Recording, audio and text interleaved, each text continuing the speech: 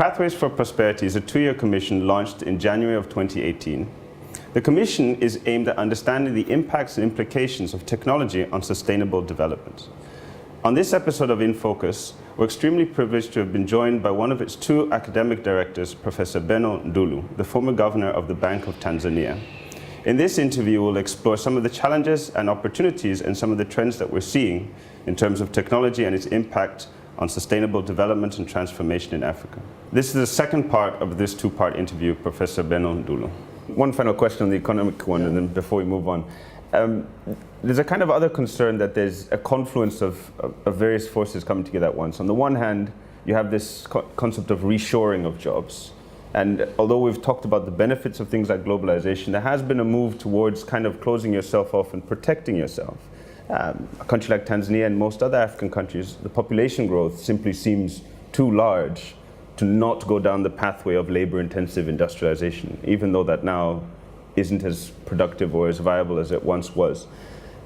You know, to what extent can we say that we are vulnerable because the innovations taking place, the technology changes, are not actually happening here, but are being filtered in or being brought over? Since we don't own that technology, we're borrowing it or adapting it and so on, is there really a legitimate argument to say maybe actually we should slow down the pace of that and go the traditional road because we just have so much to absorb? And although we'll come to it later, the governance of that technology is still not straightened out. How do we deal with that, particularly here in Africa? How do we protect our economies, our growing populations, given that challenge? Yeah, first I think, I don't think we have an option. This is a conveyor belt of change, and we just have got to deal with it. We can't stop that world in terms of technological change. It's going to happen. It is happening.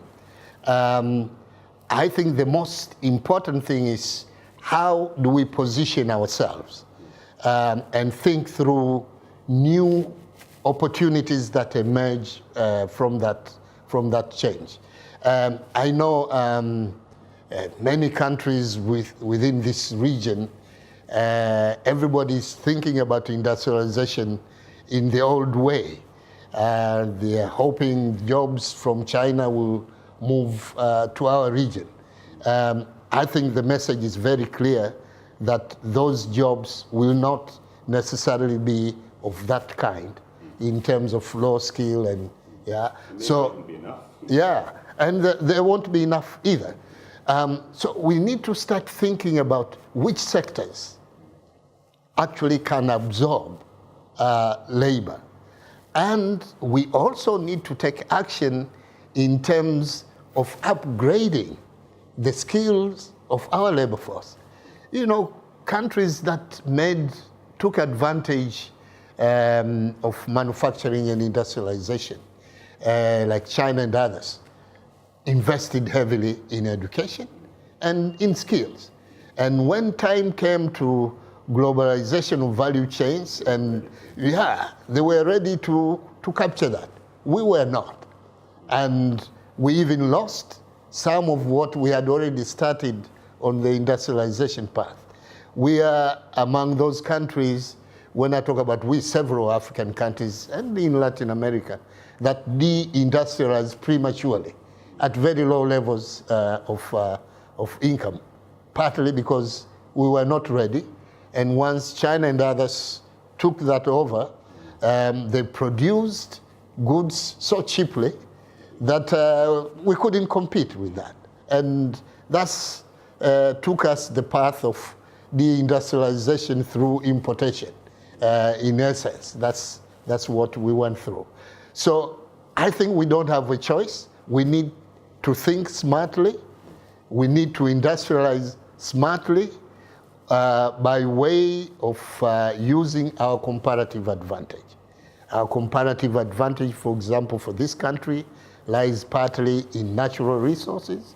So industries that typically would make use of that because of the fact that there are industries that have to locate at the source of raw material.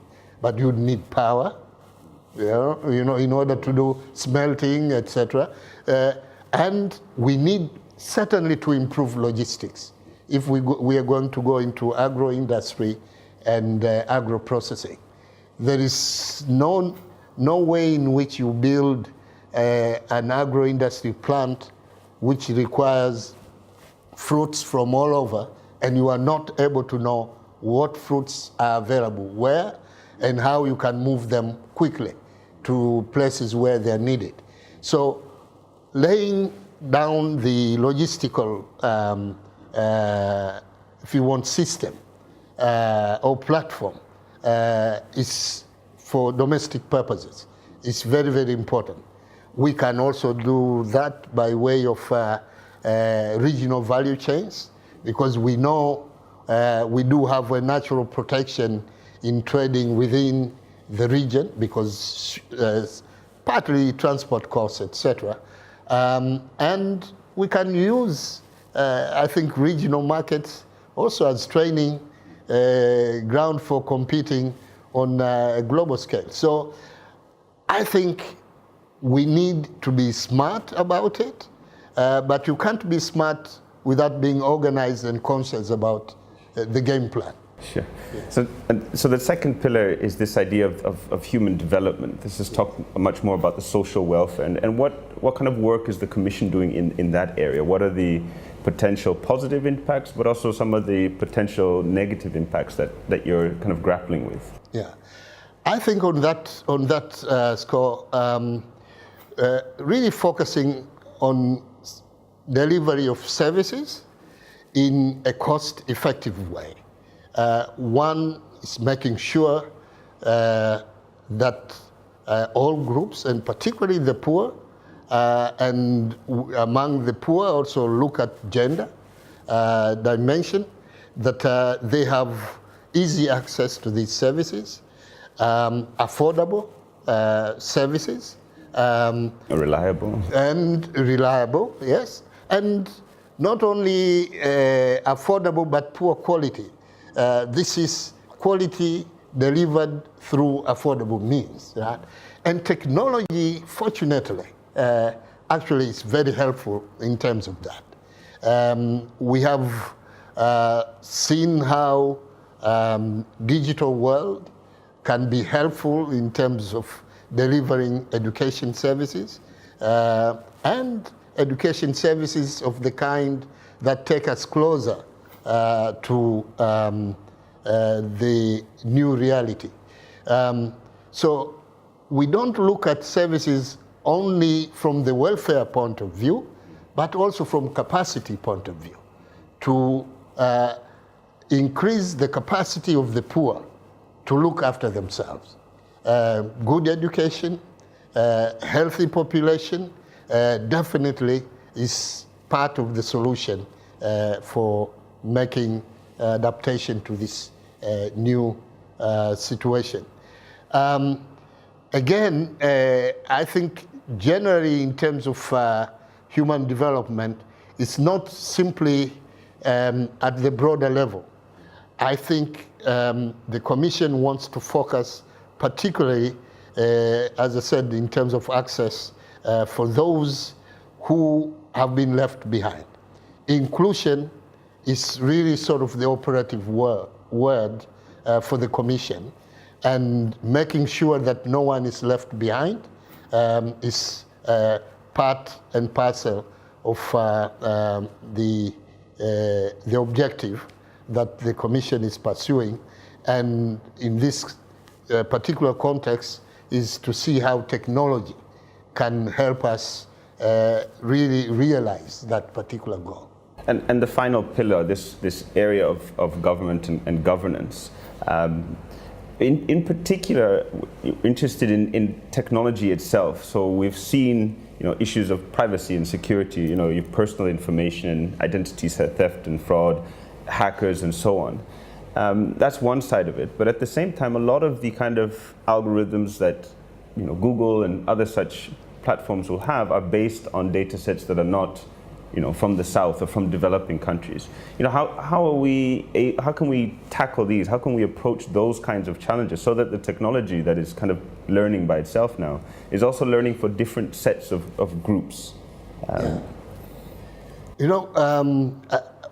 one of the co-chairs of the commission, this is Strive Masiyiwa, has this terminology of we being startup nations technologically. And I think partly for me, that means probably we have a lot of young people who are ready to be incubated into developing solutions. The core technology may be developed elsewhere, but solutions to problems by way of using that core technology in a very local specific way is really the area where I think we can have an advantage. You have seen here whether it's Maxima Lipo or Cellcom or a number of these. There are also some very smart young people that we have who are developing this. But they have to be given the right environment for that to happen. That environment is not just investable resources, which is one constraint, but I think a bigger constraint is the regulatory framework. I know there are risks, and that will give me also a way to speak about that other side. But an attitude of a good regulator who is pro-innovation is to give space for innovation to be tried. If it can be tried in an environment which is more controlled, so that you minimize the exposure to risks for the wider population, that would be even better. But you test, you observe, and then you regulate. That is pro-innovation. But if you want really to take a stance as a regulator which says, I want to be sure that there is zero risk before I allow this to proceed, you will never get... A perfectionist yes, agenda. you'll never get that. So I think regulation is a big part of this. And it's possible to think about solutions that would balance the risks and the advantage of innovation in terms of this. So think in terms of developing relevant solutions using new technology. This probably is one of the areas where we should try seriously to encourage our own, if you want, growth among the youth. But it's also true that there are concerns about safety and security, and this is a legitimate concern, particularly with data sets that cross borders. We may not have as much control country by country. This is one of those things that we are talking about, principles at the global level and governance at the global level to make sure that whoever is doing WhatsApp, does respect sort of the security of information that they are privy to, right? The same way on the broader governance side, to know this business is accruing all profits at one end, and you may need to use some of those profits actually to help securing systems in the rest of that particular chain of data and information. These are all questions that may need solutions beyond simply our own boundaries. And I think it's a legitimate concern.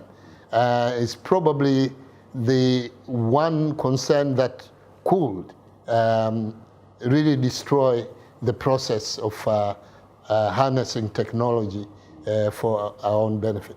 Now, because of that particular objective at the end in terms of government, what we meant in that context is getting government to be more cost effective in delivery of its services, but also improving citizen engagement.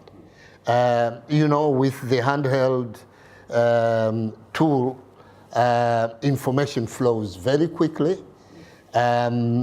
It tends to challenge governments to be more transparent and accountable, because everybody gets to see all mistakes very quickly.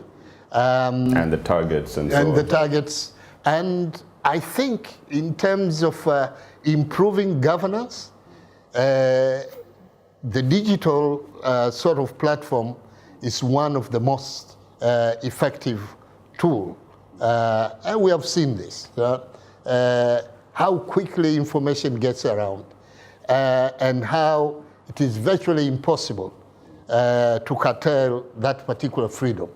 And it's also true that in terms of extending horizons for the citizens, that's one tool that, again, is extremely important. And that all of that helps accountability and transparency, and helps citizen engagement and participation in decisions that are being made. But just one final kind of question on this area of government, and it's almost in two parts. Based on the work that the Commission is, it's early days, but what are you seeing, or what do you anticipate that you'll see in terms of the relationship between, the state or, the government and the citizens? How is that being changed by technology? Just very, very briefly. But then you mentioned this fast flow of information, and we've seen, the information flows, but the verification of information is still a challenge. So what work, or where is the Commission kind of looking to work on in those two kind of areas, just briefly? Well, one area is just in making sure that there is a free flow of information, and that capacity, particularly digital capacity, for unencumbered access to information is promoted. But it's also true that such access has to be responsible in relation to not being misused. You have, I think, thrown up an important challenge in terms of who actually vets and maintains the credibility of that information. That's not on the platform. I think that's in the system of governance itself. And these are some of the questions countries, through this engagement with the help of the toolkit, should be looking at and should be able to address. Now, just kind of as we start to wrap up the interview, this is obviously a very important and very rich discussion, even if you look at just one of the three pillars, let alone all three. How can people get engaged with it? How can people become part of this kind of dialogue and this process of reflection, but also of determining a set of principles? We have set up a number of communication tools. We'll start populating that very soon with some of this content that partly we have been discussing here, whether it's in blogs and being able to get engaged in that, either issue-oriented. For example, we held an event in Nairobi on fintech and financial inclusion, and had countries from East Africa participate. We have now set up a platform for continued discussion on those issues. And we think we'll be forming similar platforms on a number of issues so that there is this. So this is one. Two, we have a set of events that we are organizing across the developing world, where on the basis of the work that we would have done, we would engage to get feedback on those issues, more on the broader principles, knowing that countries ultimately still have to process through their own dialogue to reach a conclusion in that. And of course, we are also organizing some highly visible events in connection with either annual meetings, UN meetings, or events like one that we're going to participate at the Alliance for Financial Inclusion, which has a network of several countries, to engage in discussions and get feedback on those issues. Yeah, so we are very much feedback oriented. This is the only route that we use in order to hear new voices and engage those stakeholders that ultimately we are seeking actually to support their own efforts. And then as a final question to close the interview, what key message really would you or the Commission want to take away from the work that the Pathways for Prosperity is doing? What is the key message people should really take when they think of technology and inclusive development? Well, this is a message we hope ultimately to conclude with, since we are still at the early stage on this. But the message essentially is that this change is happening. And there is a lot more good in it than the challenges in terms of being able to harness opportunities, but also the challenges need to be managed. You can't do that without being systematic and aware and being able to manage what's happening. So the biggest call would be countries have to get prepared and have to adjust to this new reality. And the only way in which you can do that effectively is to anticipate change and get prepared. On that note, thank you very much for coming on the program, and good luck with the Commission's work. Thank you very much. Sure, thank you.